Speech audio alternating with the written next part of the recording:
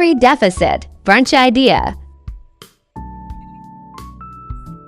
So, another day, another bilang na naman tayo ng calories. So, brunch. From the word brunch, it means breakfast and lunch. Kasi hindi naman ako nag-breakfast kanina.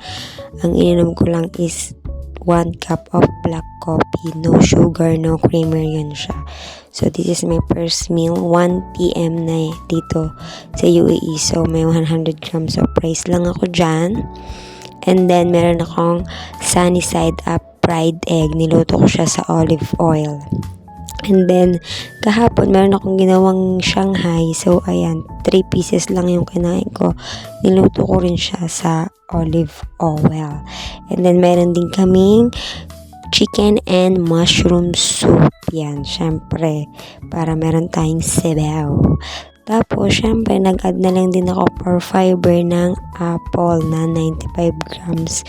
So, ang total ng calorie intake natin ngayon is 547 calorie plus yung 2 calories na black coffee kaninang umaga. So, 547, 49, something like that. So, ayan. Thank you guys for watching. So, reminder lang na hindi naman kailangan perfect yung mga food na kinakain nyo as long as nasa calorie intake kayo in a day. Thank you so much for watching.